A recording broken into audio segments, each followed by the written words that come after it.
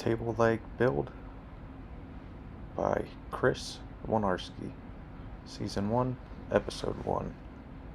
Feel free to follow me on Instagram at Wojnarski. Here's some table legs we build for a customer that makes live edge wood tabletops, or epoxy wood, however you call it. Simple little leg setup. You could zoom in on it or pause if you want. It is 22 inches wide, 16 inches high. So that we'll have a support in the middle. On the bottom, that's 6 inches up, and it'll be 20-inch piece if you minus the tubing. We're using 1x3 square tubing, 1/8 inch thick, steel, rectangular tubing, nothing special.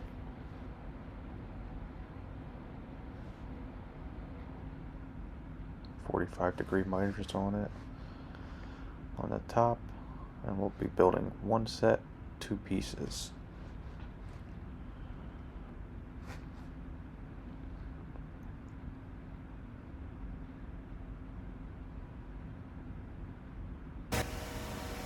Alright, that's the top piece right there, already cut out. That was a 45-degree miter on each side. Cut another one.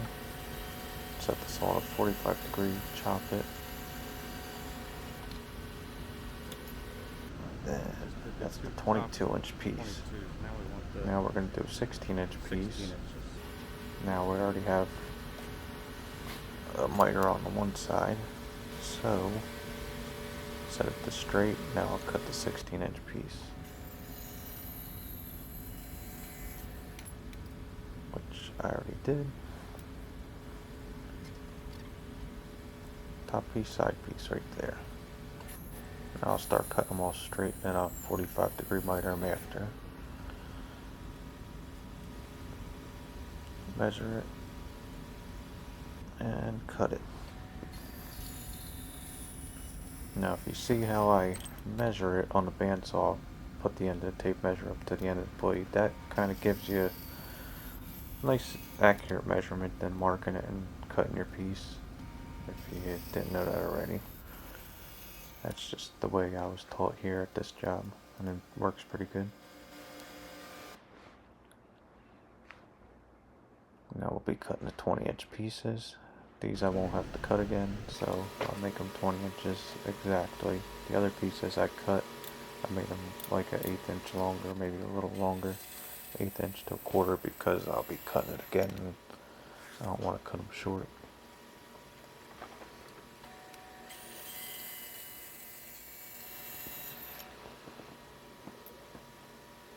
If you haven't been able to tell yet, this is my first YouTube video in the making, so bear with me. Hopefully things get better, and feel free to criticize me or give me tips in the comments if you make it that far. Now I marked these out already with a marker, fat blue marker. Blue's a little easier to see on this, and just kind of match it up with the saw. Saw blade when I'm chopping it.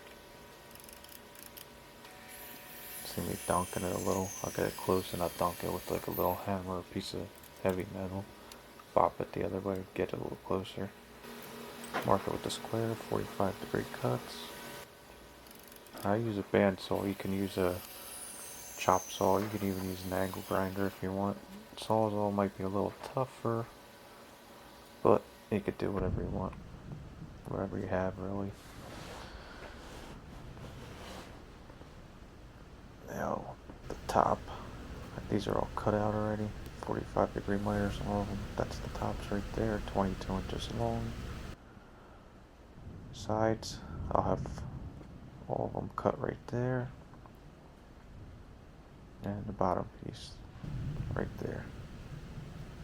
Thumbs up.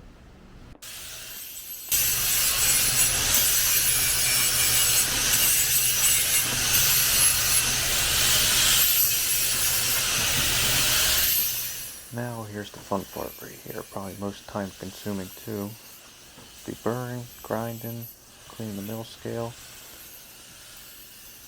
and beveling a little bit.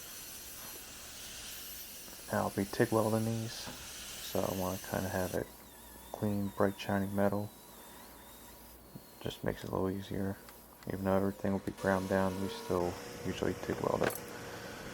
Now I'll fit all these up right here, find which ones fit the best, because some are just a hair off, like 16th, not even 32nd.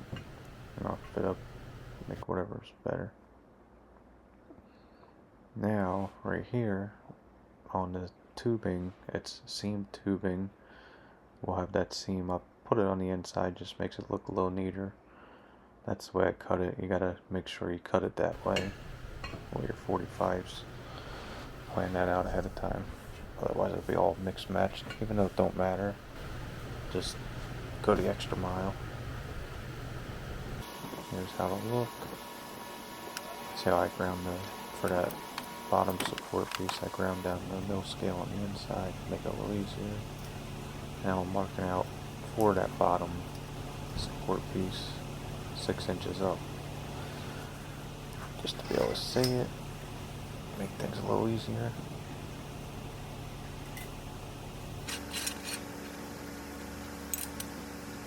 Now I'm using Fireball tool squares right here, just makes it a little easier. Especially working by yourself and everything, it makes it real easy, accurate. Can't go wrong with them. Double check my measurements, make sure everything's good. See, that one was a little off, so unclamp it, clamp it back up, and that should be pretty good. Now I'll clamp it down to the table. Our table's not really that flat, it's kind of bowed, so I like to clamp everything down that way. Keeps it a little better. That's another trick right there. If you don't have a long clamp for that last leg, get a piece of rectangular tubing, square tubing or something, and clamp that down.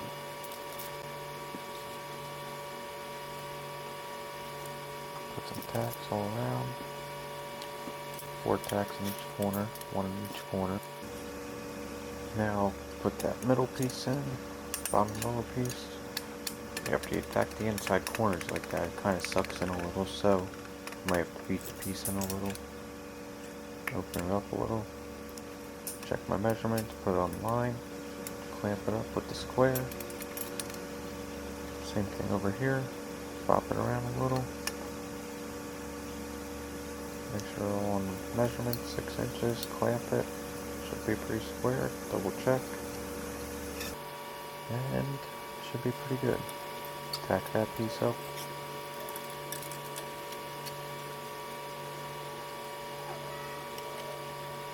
I don't know why I put that tubing on like that. I didn't clamp it maybe.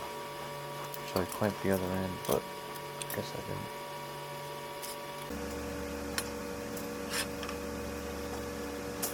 And that piece is all tacked up. Check all my measurements, make sure it's all good. Now here's another table leg built just at a different angle. I don't know if that helps you guys out. Mark my 6 inches up. Show you how it looks like. Clamp it all up with the square, fit up, clamp up. Boom, boom. Hopefully it's good.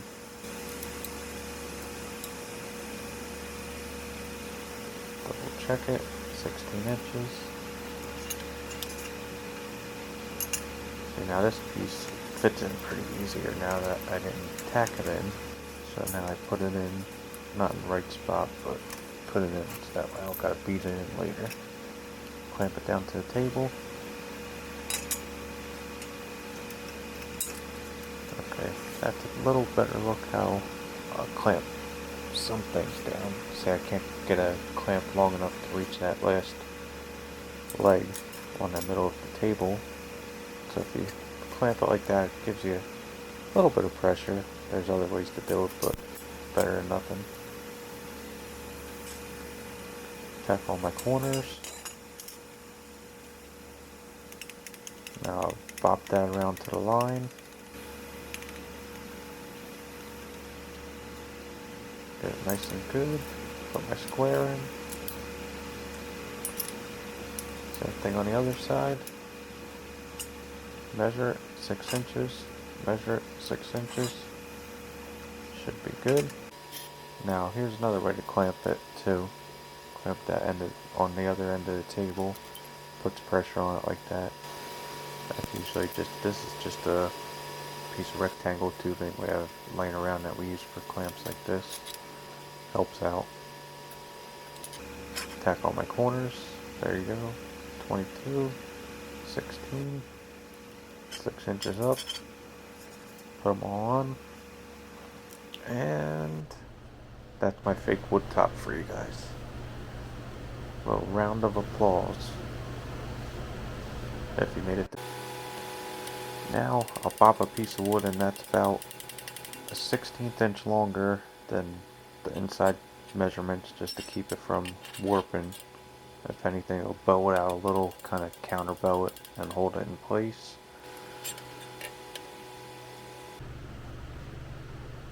Now I'll show you how I knocked a little bevel on that outside corner like that, so when I weld it and grind it down, it doesn't take all the weld metal away, and it gives you like kind of like a little extra penetration. So you can get a nice corner, grind it down nice and flat, and not have to have any weld metal on it. I'll use the pulser for these outside corners. Just kind of makes it a little faster for me. Not needed. This sometimes I use the pulser. I think I did here. You don't need to though. You don't need to use the pulser for any of them. Just little tricks of the trade, I guess, that I found that I like, works better for me in certain circumstances.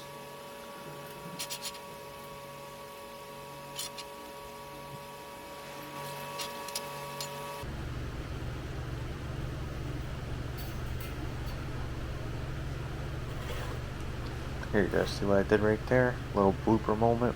The piece is not grounded anymore, and I used a piece of TIG filler wire to try grounding it, and boom! Scared the living daylights out of me. Don't touch that either, dummy. A little hot, right? Now I'll move that over. Try acting as my ground. It's really not the best thing to do. Should have just took a ground over and clamped it to a little bit faster. Because now if you clamp it like that, it could give you arc marks too on your metal. It's really not the best thing to do, but I was kind of in a rush and being careless. Now I tried pushing that down. Can't really get it. See how it's arcing out right there? Not good. Put big gouges in your metal. That's something really important. Don't do that. See? Learn your lessons from me. You probably know that already, but if not, don't do that. Now you got about a couple minutes left if you made it this far. I appreciate everybody.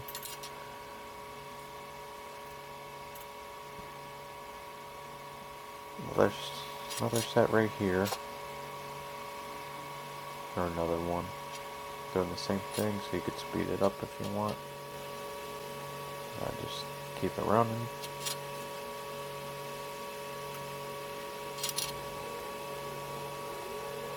Now everything's going to get ground down too, so I know I mentioned that before, but this didn't have to be perfect, but still like to do the best I can.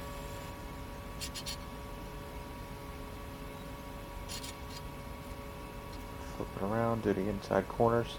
Sometimes on these inside corners it's best to go a little faster, not put too much heat into it, because the inside corners always warp. You always want to pull and suck in, especially these ones right here, top ones. kind of do it fast and hot, or don't put too much heat in there though. Alright, here's another fun part, grinding down all the welds. It actually takes me quite a bit of time. Cleaning the metal and doing this, I think, takes longer than cutting it and fitting it up and everything.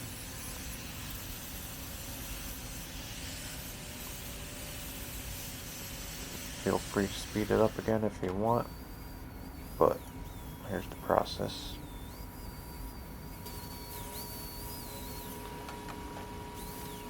Other thing people don't always think about, but if you always have stainless steel like we do in our shop, watch where your sparks go, because this is black iron, steel metal, you don't want to send that stuff going towards the stainless steel to rust it. Here's them all ground down.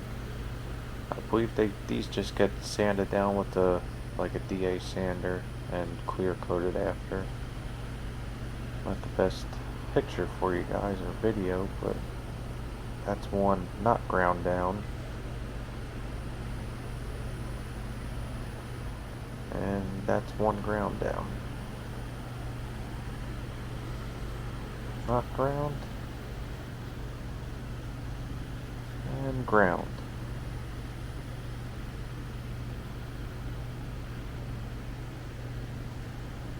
Nothing special, kind of simple. You can even use this method to make boxes, whatever you want. Hopefully that's a little entertainment for everybody. And you enjoy something. See how those seams on the inside kind of hidden, and it looks a little more, I don't know, professional, or just look. Alright, knock all the wood out, check everything out, watch your toes, check the square, and hope you guys enjoy. Thank you.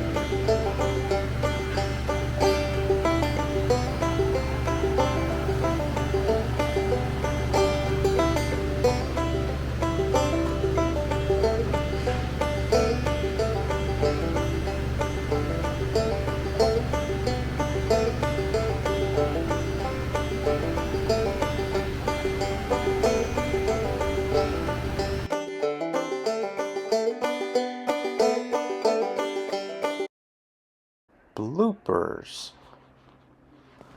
Check out my little dummy move right here with that ground wire.